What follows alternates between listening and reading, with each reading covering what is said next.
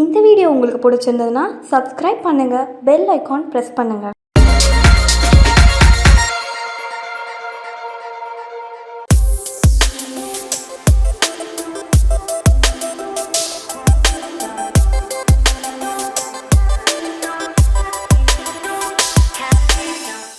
வணக்கம் நேயர்களே, இன்னைக்கு நான் உங்களுக்கு வெள்ளரி பிஞ்சு கூட்டு செஞ்சு காட்ட போகிறேன்.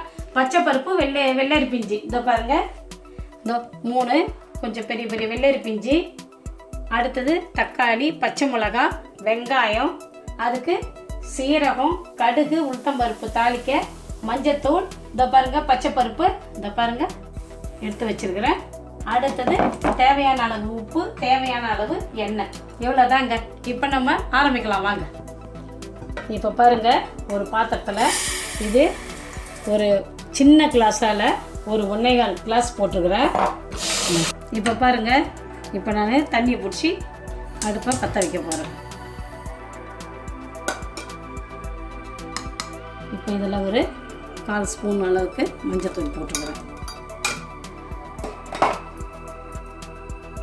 இப்போ இது நல்லா வேகட்டுங்க.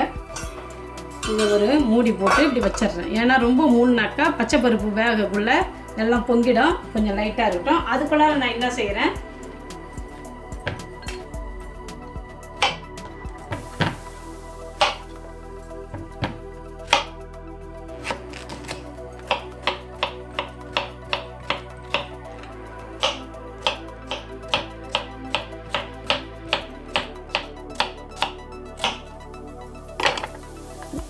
இதை பாருங்கள், எல்லாம் காயும் அரிஞ்சு வச்சிட்டேன்.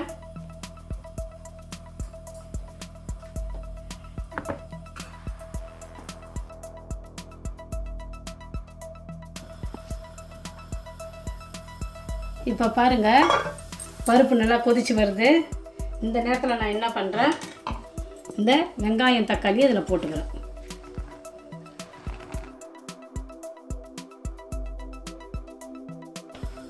இப்போ பாருங்கள், இதை நான் ஒரு பெரிய இடத்துல மாற்றிட்டேன். அந்த சின்ன இடம் வழின்னு சொல்லிட்டு இதில் மாற்றிட்டேங்க.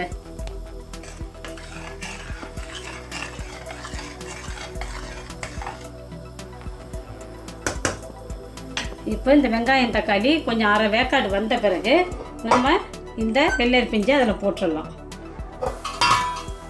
அது வரைக்கும் கொஞ்சம் அரை வேக்காடோடு இருக்கட்டும், வேகட்டுங்க. ஏன்னா ஃபுல்லாக மூடுனாக்கா பச்சை பருப்பு பொங்கி பொங்கி வழிஞ்சிருங்க. அதனால தான் நான் என்ன பண்ணுறேன், கொஞ்சம் திறந்து வச்ச மாதிரியே மூடுறேன். இப்போ பாருங்கள், நல்லா பருப்பெல்லாம் அரைவாசி நல்லா வெந்து போச்சு.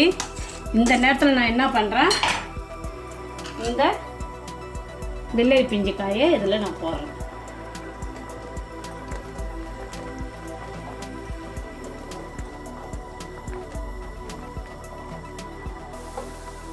இது போட்டால் அதில் வடின்னு சொல்லிட்டு தாங்க பத்தவும் பத்தாது. அதனால தான் நான் ஏனத்தை மாற்றிட்டேங்க.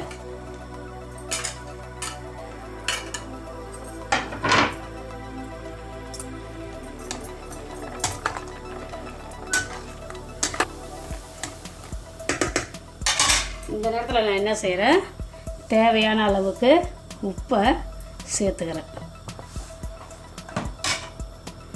நீங்களும் பார்த்து உப்பு போட்டுக்குங்க, தேவையான அளவு உங்களுக்கு தெரியும். இப்போ இந்த காய் போட்டு இது வேகட்டுங்க. இது ஒரு 2 நிமிஷம் வெந்த பிறகு நம்ம அடுத்தது என்ன செய்யலான்னு பார்க்கலாம். இப்போ பாருங்கள், உங்கள்கிட்ட நான் தேங்காய் சொல்ல மறந்துட்டேன். இதோ ஒரு 3 பல்லு தேங்காய் போட்டுக்கிறேங்க, 3 பத்தை.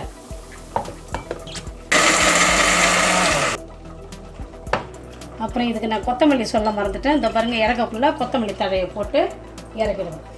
இது இப்போ தாளிப்பு கரண்டியை வச்சு இப்போ தாளித்து கொட்ட போகிறேங்க.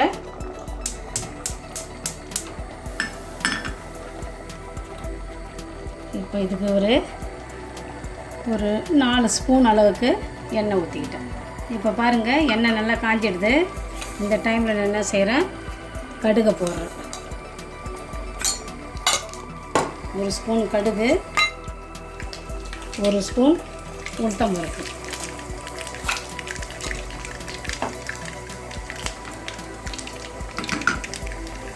நல்லா பொரிய விட்டு எடுத்து அதில் ஊற்றிட வேண்டியதாங்க. இதில் நீங்கள் கருவேப்பிலை இருந்தால் போட்டுக்கோங்க. என்கிட்ட இப்போ மறுபடியும் அதே மாதிரி கருவேப்பிலை இல்லைங்க. இன்னும் ஒன்று சொல்ல மறந்துட்டேன், சீரகம் மறந்துட்டேன் பார்த்தீங்களா. இப்போ நான் சீரகம் கொஞ்சம் இதில் போட்டுக்கிறேன். சீரகம் எதுக்கு சேர்க்குறேன்னா செரிமானம் ஆகிடுங்க. அதனால் கொஞ்சம் கூடையே போட்டுக்கிட்டால் கூட நல்லாதாங்க இருக்கும்.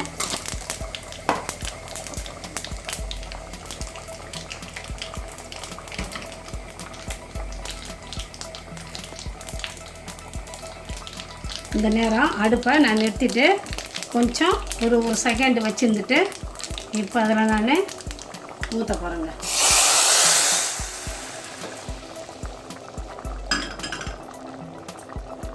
இந்த டைம்லேயே இந்த தேங்காய் பூவையும் இதில் போட போகிறோம்.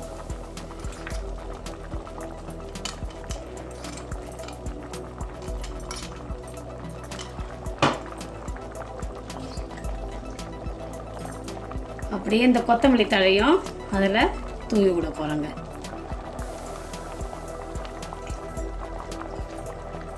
இப்போ எல்லாத்தையும் போட்டாச்சு. இப்போ நான் என்ன பண்ணுறேன், இப்போ எல்லாத்தையும் கிளறி விட்றேன். பாருங்கள், கூட்டு சும்மா கம்மன்னு கல்யாண வீட்டு கூட்டு மாதிரி வாசனை வருதுங்க. இது உங்களுக்கு ரொம்ப பிடிக்குங்க. இது வெள்ளரி பிஞ்சு கூட்டுங்க.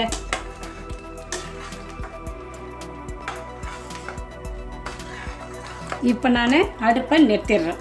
ஏன்னா தேங்காவை போட்டு ரொம்ப நேரம் கொதிக்க விடாதீங்க, போட்ட உடனே நிறுத்திடுங்க.